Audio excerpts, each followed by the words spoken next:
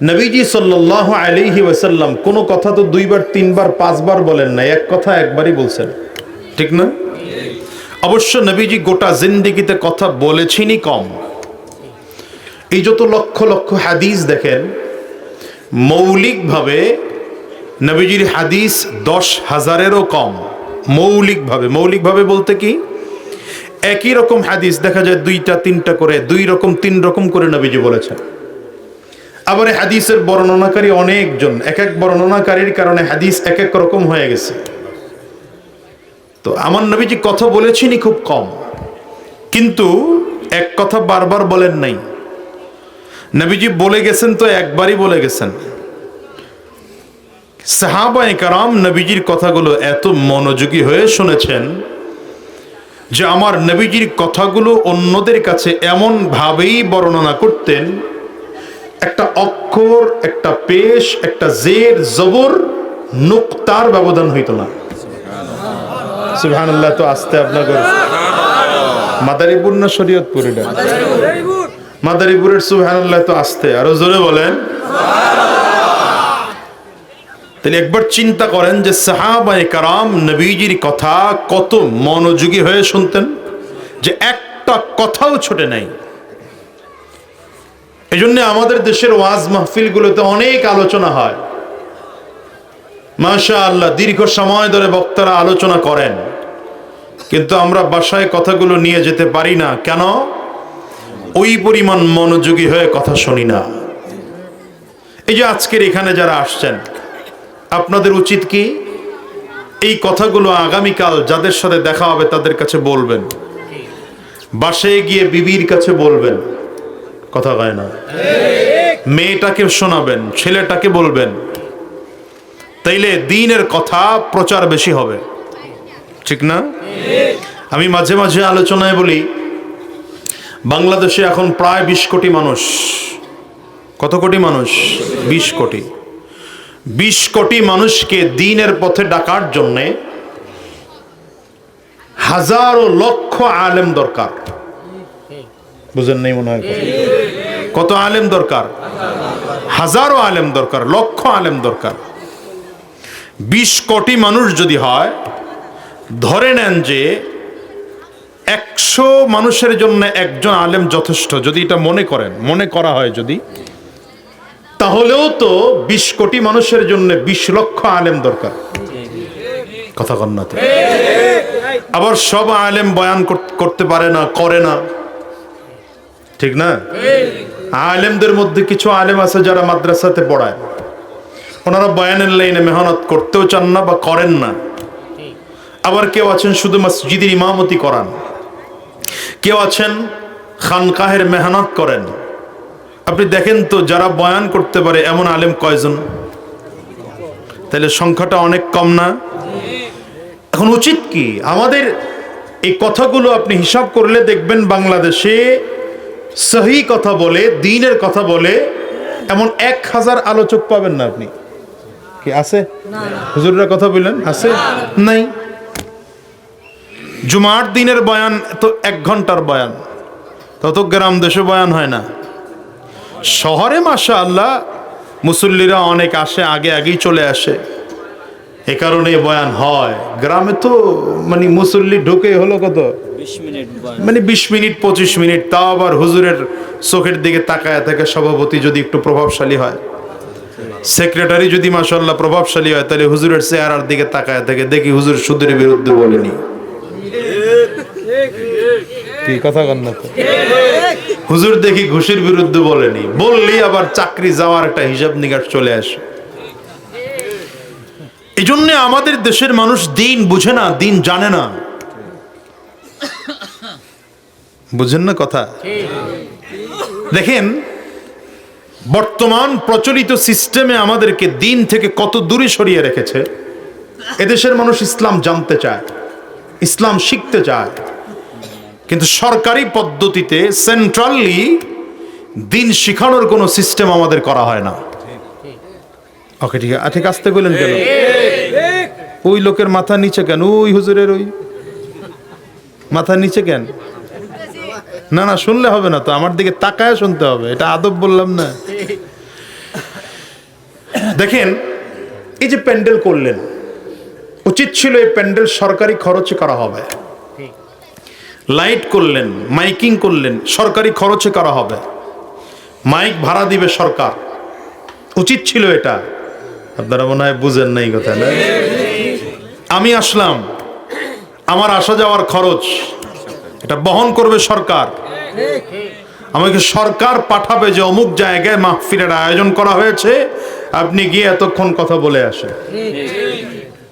কিন্তু আমাদের দেশের সিস্টেমের কারণে সরকার এটা করবে তো দূরের কথা, বরঞ্চ মানুষকে দিন থেকে দূরে সরিয়ে যাওয়া যায় কিভাবে, চতুর্মুখী চক্রান্ত ষড়যন্ত্র চলছে। এই জন্য আপনারা দায়িত্ব নিয়ে প্যান্ডেল করেছেন, দায়িত্ব নিয়ে মাইকের ভাড়া দিচ্ছেন, দায়িত্ব নিয়ে লাইটের খরচ বহন করতেছেন, দায়িত্ব নিয়ে হুজুরের দাওয়াত দিতেছেন। এখন তাইলে বোঝা গেল এদেশের মানুষের প্রতি দিনের আগ্রহ আছে, দিন জানার আগ্রহ আছে, কিন্তু আমরা দিন জানাইতে পারতেছি না। কি ঠিক না বেঠিক বলেন? আবার মাহফিলের টাকা খরচ ঠিক মতো উঠানোর জন্য আবার মাঝে মাঝে রাজনৈতিক নেতা করেও দাওয়াত দেন, তারা এসব রাজনীতির ভোট চায়। কি কথা কন্যা তো সব মিলে কথা সহিভাবে হুজুররা বলতে পারে না, কারণ ওই যে বললাম সিস্টেমের কারণে। এই জন্য আমাদের উচিত হলো একটা ওয়াজ মাহফিল যেন একটা এলাকার জন্য যথেষ্ট হয়ে যায়। বুঝেন নাই কথা? আমার আজকের এই পুরো 1 ঘন্টা বয়ানের থেকে যদি 5টা কথা আপনি বুঝেন, তাহলে এই মাহফিলটা সার্থক। আমি মাঝে মাঝে বলি, বাংলাদেশের মানুষও আল্লাহওয়ালা দিনদার আলহামদুলিল্লাহ, আর বাংলাদেশের উলামায়ে কারামও তাদের কাছে দিন পৌঁছানোর জন্য চেষ্টা করে আলহামদুলিল্লাহ। আপনি বিশ্বের কোন দেশে এমন আলেম পাবেন না যত সহজে আলেম পাওয়া যায়। আপনারা বুঝেন নাই না? ওই যে আরেকজন মাথা নিচের দিকে নাড়া দেন, আমার দিকে। এই বাচ্চারা এখানে কথা বলে, এদের কন্ট্রোল করেন। হ্যাঁ, পর্দার ওই সাইডেই হোক, কন্ট্রোল করেন এদেরকে। বাংলাদেশের আলেমদেরকে খুব সহজে পাওয়া যায়, আপনি বিশ্বের কোন দেশের আলেমকে এত সহজে পাবেন না। বুঝেন কথা? আরব দেশের আলেমরা অনেক রিজার্ভ, অনেক রিজার্ভ।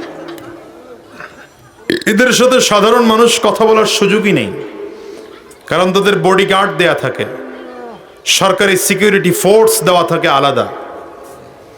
আমি মদিনার ইমাম শেখ তালেবের সাথে দেখা করার জন্য বাংলাদেশ থেকে শিডিউল নিয়েছি। ওনার সাথে দেখা করার জন্যে আমি বাংলাদেশ থেকে গেছি। তো গেছি যেহেতু ওমরা করলাম, কিন্তু গেছি কার সাথে দেখা করার জন্য? ওনার সাথেই দেখা করার জন্য। তো উনি ওনার অফিসে ঢুকলাম, পরে যেই টাইম শিডিউল উনি আমাকে জানিয়েছেন ওই অনুযায়ী ঢুকছি। ঢোকার সাথে সাথে সে আমাকে বলছে, হুজুর সময় 30 মিনিট। হযরত সময় কতটুকু? তিনি আমাকে সময় দিবেন 30 মিনিট। এটা হচ্ছে তাদের পদ্ধতি। আর সেখানে আলহামদুলিল্লাহ বাংলাদেশের মানুষের তো খুশনসিব যে এই দেশের আলেমরা, এই যে দেখেন স্টেজে উলামায়ে কেরাম বসা। আল্লাহ না করুক আজকে যদি আমি কোনো কারণে আসতে নাও পারতাম, এই মাহফিলটা বয়ান চালায়া নেওয়ার মতো আলেম আশেপাশে পাওয়া যেত। কথা বুঝেন না? এই জন্য এগুলো শুকর আদায় করবেন এবং এটাকে দিন শিখার মাধ্যম মনে করবেন। রাগ করলেন কথাগুলো? আল্লাহ আমাদের দ্বীনের পথে চলার তৌফিক দান করুন, সহিহ বুঝ দান করুন। চিৎকার করে বলেন আমিন। আমি যে আয়াতে কারিমা তিলাওয়াত করেছি, আল্লাহ রাব্বুল আলামিন বলেন, ইয়া আইয়ুহাল্লাযীনা আমানুত্তাকুল্লাহ ওয়া কুনু মা'আস সাদিকিন। রব্বে কারীম বলেন, দুনিয়ার ইমানদারদেরকে লক্ষ্য করে, ইমানদারেরা তাকওয়া গ্রহণ করো, আমি আল্লাহকে ভয় করো এবং সত্যবাদীদের সঙ্গী হও। 2টা কথা বলেন। কয়টা কথা? আওয়াজ দিয়ে কথা বলতে হবে। কয়টা কথা? আরো জোরে বলেন, কয়টা কথা? 1 নম্বর, আল্লাহ বললেন তাকওয়া অর্জন করো। আমি আল্লাহ পাকের ভয় কলিজায় ঢুকাও। তাকওয়াটা একটা অ্যান্টিবায়োটিকের মতো, অ্যান্টিভাইরাসের মতো। এই তাকওয়া মানে হলো কার ভয়? আল্লাহ। আঙ্গুল উঁচা করে চিৎকার করে বলেন তাকওয়া মানে কার ভয়? সবার আঙ্গুল উঁচা হয় নাই, দেখছি তাকে উঁচা করেন, সবাই উঁচা করেন। হ্যাঁ, কার ভয়? আল্লাহর ভয় কলিজায় ঢুকাও। আর কলিজায় ঢুকাইলে আল্লাহর ভয় ঢুকাইলেই হবে না, সাথে সাথে দ্বিতীয় নম্বর কাজ সত্যবাদীদের সঙ্গী হও। কাদের সঙ্গী হওয়ার জন্য বললেন? দেখেন, তাকওয়ার পাওয়ার কমে বাড়ে, যেমন ইমানের পাওয়ার কমে বাড়ে। ইমান কমে বাড়ে কিনা? ইমানের পাওয়ার যে বাড়ে কমে, এটা এই এই এই এই আল্লাহর ওলি বয় পড়ো। ও, তুমি মনে করছো ভাও ফেসাল পড়তাছি না? তোমার কাছে মাহফিলের দাম নাই, দাম থাকবে কেমনে? যে স্বর্ণ চিনে না তার কাছে স্বর্ণের দাম আছে? ভালো করে বও, সুন্দর করে টাইট করে বও মিয়া। না বুঝলেও বয়ে থাকো, এখানে বসলেও সওয়াব, কিছু বুঝবে না এরপরেও সওয়াব। কি বললাম জানো? ইমানের পাওয়ার বাড়ে কমে। ইমানের পাওয়ার যেমন কমে বাড়ে, তাকওয়ার পাওয়ারও কমে বাড়ে। ইমানের পাওয়ার বাড়ে কমে কেমনে? মসজিদে ঢুকলে ইমানের পাওয়ার বাড়ে, কোরআনের তিলাওয়াত শুনলে ইমানের পাওয়ার বাড়ে, আল্লাহ ওয়ালাদের সুহবতে থাকলে ইমানের পাওয়ার বাড়ে।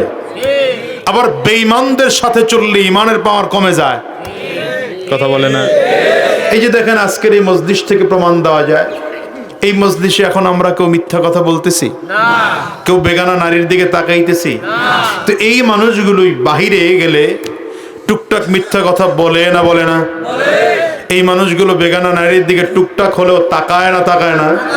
তার মানে বোঝা গেল দ্বীনি মজলিসগুলোতে আসলে ইমানের পাওয়ার বেড়ে যায়, আর খারাপ মজলিসে গেলে ইমানের পাওয়ার কমে যায়। ঠিক তেমন ইমানের পাওয়ার যেমন বাড়ে, তাকওয়ার পাওয়ারও তেমন বাড়ে। ইমানের পাওয়ার যেমন কমে, তাকওয়ার পাওয়ারও তেমন কমে। তাকওয়ার পাওয়ার বাড়া আর কমাটা নির্ভর করে সত্যবাদীদের সঙ্গী হওয়ার উপরে।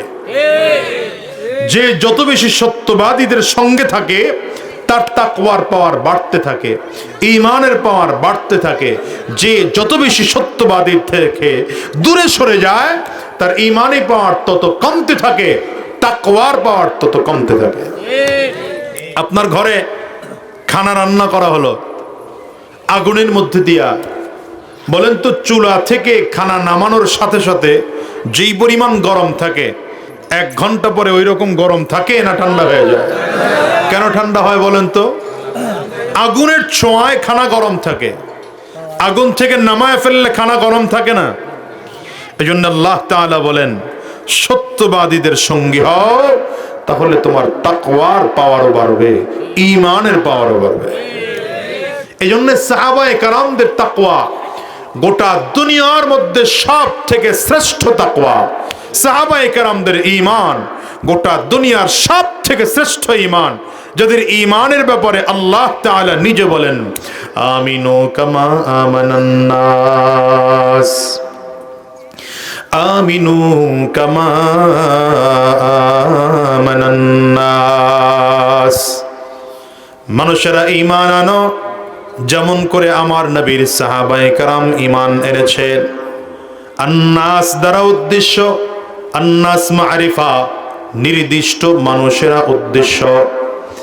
আমার আবু বকরের মতো ঈমান আনো, আল্লাহ বলেন উমর ফারুকের মতো ঈমান আনো, উসমান বিন আফফানের মতো ঈমান আনো, আলী ইবনে আবি তালিবের মতো ঈমান আনো।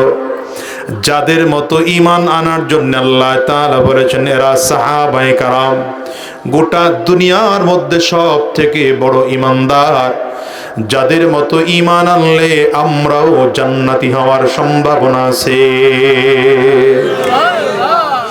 এই মানুষদের ঈমানের এত দাম কেন হলো বাবা? এই মানুষদের ঈমান এত দাম হওয়ার কারণ হলো তারা নবীজির সুহবতে থেকে ঈমান শিখেছেন। আপনি আমি নবীর সোহবতে থাইকা ঈমান শিখি নাই, ঠিক না? কথা আসতে বলে কেন, জোরে বলে। দেখেন সাহাবীরাও নামাজ পড়েছেন, আপনি আমিও নামাজ পড়ি। আপনার আমার নামাজ, সাহাবায়ে কেরামদের নামাজ এক না ব্যবধান আছে? কথা কন না, এক না ব্যবধান আছে? অনেক ব্যবধান আছে। আপনার আমার গোটা জিন্দেগির নামাজ যদি এক পাল্লায় দেওয়া হয়, এই যে বাবাজি আপনার বয়স কত? আপনার কত? 70। তাহলে ওনার থেকে উনি আরো মুরব্বী।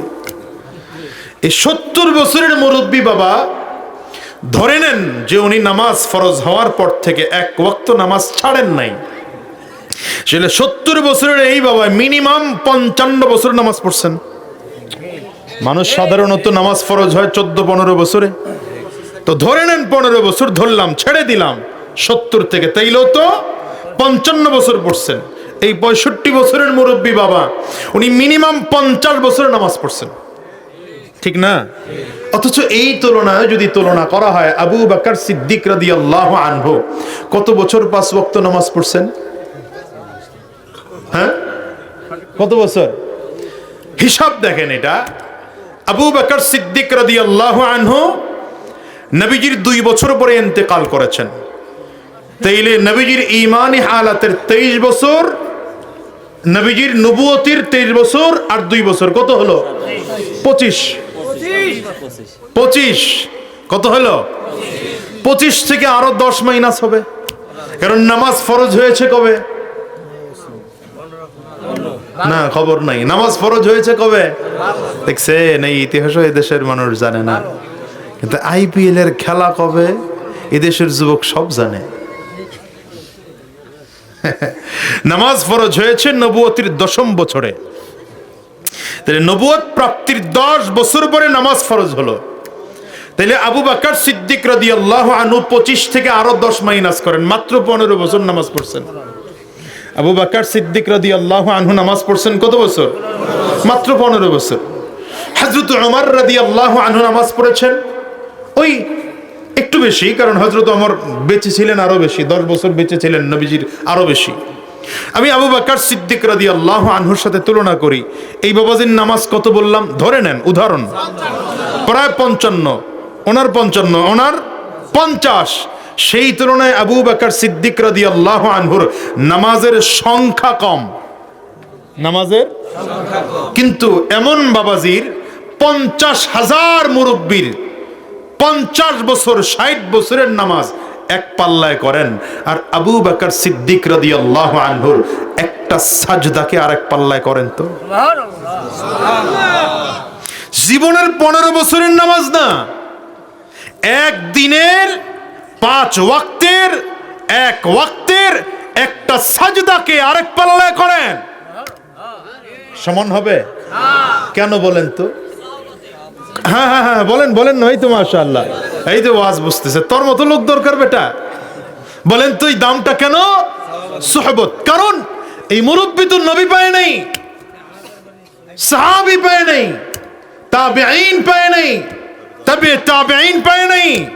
এই মুরব্বী তো আমাদের মতো ছোট ছোট আলেম দেখা দ্বীন শিখছে, কিন্তু আবু বকর সিদ্দিক তো নবীজি দেখে ঈমান আনছে। তাহলে সোহবতের দাম আছে না নাই?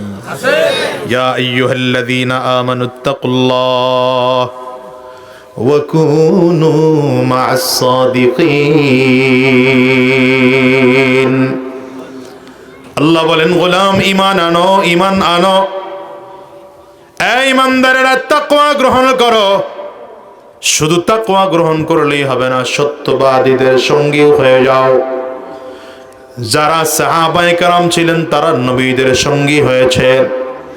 নবী জমিন থেকে বিদায় হয়ে গেলেন, আর নবী দেখা যাবে না, সাহাবী হওয়ারও আর সুযোগ নেই।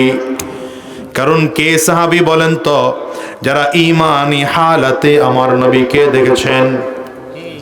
সাহাবী কারা? যারা ঈমানি হালাতে আমার নবীকে দেখেছেন, আবার ঈমানি হালাতে জমিন থেকে বিদায় হয়েছেন, এরা সাহাবী।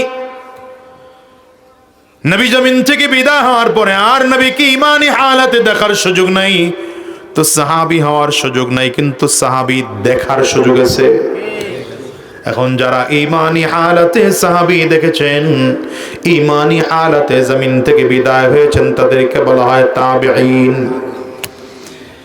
সাহাবী এক এক করে করে বিদায় হয়ে গেলেন, এখন আর জমিনের মধ্যে সাহাবী নাই, আর সাহাবী দেখার সুযোগ নাই, তাবিঈন হওয়ার সুযোগ নাই, কিন্তু তাবিঈনদেরকে দেখার সুযোগ আছে।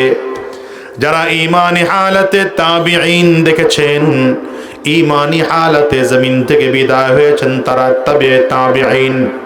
বলেন তারা কি? তাবিঈ তাবিঈন। তাবিঈ তাবিঈন আস্তে আস্তে করে যারা তাবিঈ তাবিঈনদেরকে দেখেছেন, তারা আইম্মায়ে মুজতাহিদিন। যারা আইম্মায়ে মুজতাহিদিনদেরকে দেখেছেন, তারা উলামায়ে মুতাকাদ্দিমিন। যারা উলামায়ে মুতাকাদ্দিমিনদেরকে দেখেছেন, তারা উলামায়ে মুতাআখিরিন। তবে 3 যুগের কথা নবীজি বলে দিয়ে গিয়েছেন, তারপরের যুগের কথা নবী বলেন নাই। 3 যুগ সব থেকে শ্রেষ্ঠ যুগের কথা নবী বলেছেন, খায়রুল কুরুনি করনি সুম্মাল্লাযীনা ইয়ালুনাহুম সুম্মাল্লাযীনা ইয়ালুনাহুম। পয়গম্বর বলেন, আমার যুগ আমার সাহাবীদের যুগ গোটা পৃথিবীর মধ্যে সব থেকে দামি যুগ, শ্রেষ্ঠ যুগ। এরপরে তাবিঈনদের যুগ গোটা দুনিয়ার মধ্যে শ্রেষ্ঠ যুগ। এরপরে তাবিঈ তাবিঈনদের যুগ শ্রেষ্ঠ যুগ। এই 3 দলের মধ্যে 1 নম্বর হলো নবী এবং সাহাবায়ে কারামদের যুগ। এরপরে মর্যাদার দিক থেকে একটু কম তাবিঈনদের, মর্যাদার দিক থেকে আরেকটু কম তাবিঈ তাবিঈনদের। এরপরও মর্যাদা বলা হয় নাই, কিন্তু নবী এতটুকু বলে দিয়ে গিয়েছেন, ইন্নাল উলামা ওয়ারাসাতুল আমবিয়া। যদিও তাবিঈন তাবিঈ তাবিঈনের পরে আর ফজিলত নাই, কিন্তু শেষ যুগে যারা উলামায়ে কেরাম আছেন, এদেরকে নবীজি বলে দিয়ে গেছেন, এরা আমার নবীর ওয়ারিস। বলেন কি? এরা আমার নবীর ওয়ারিস, উত্তরসূরি। কেমন করে উত্তরসূরি হলো? বাবার উত্তরসূরি সন্তান, বাবার থেকে সম্পদ পায় জন্য সন্তান বাবার উত্তরসূরি। নবী বলেন, ওয়া ইন্নাহুম লাম ইউরিসুনা দিনারাম ওয়ালা দিরহামা ইন্নাহুম ইউরিসুল ইলমা। উলামায়ে কেরাম যে আমি নবীর ওয়ারিস, এরা টাকা পয়সার মালিক হওয়ার কারণে ওয়ারিস হয় নাই, ধন সম্পদের মালিক হওয়ার কারণে ওয়ারিস হয় নাই। আমি নবী যে কোরআন ও সুন্নাহর ইলম রেখে গিয়েছি, এটা শিক্ষা অর্জন করার কারণে আমি নবীর ওয়ারিস হয়েছে। এই ওয়ারিসদের অন্তর্ভুক্ত যদি হওয়া যায়, এই আলিমদের সুহবতেও যদি থাকা যায়, তাইলে যদিও সাহাবী হওয়া যাবে না, তাবিঈন হওয়া যাবে না, তবে তাবিঈন হওয়া যাবে না, কিন্তু উলামায়ে কেরামদের সঙ্গী হলে সমাজের অন্য মানুষের থেকে আল্লাহর কাছে এই মানুষটার দাম বেড়ে যাবে। বুঝেননি কথা? হ্যাঁ, মানুষ ভালো করে মনে রাখবেন, গোটা দুনিয়ার অবস্থা আজ কেমন হয়ে গেল, মানুষকে কেমন করে আলেমদের থেকে দূরে সরিয়ে রাখা যায়, এটা নিয়ে গোটা দুনিয়ায় চক্রান্ত আর ষড়যন্ত্র চলতেছে। বলেন না, বলেন না, বলেন না। গোটা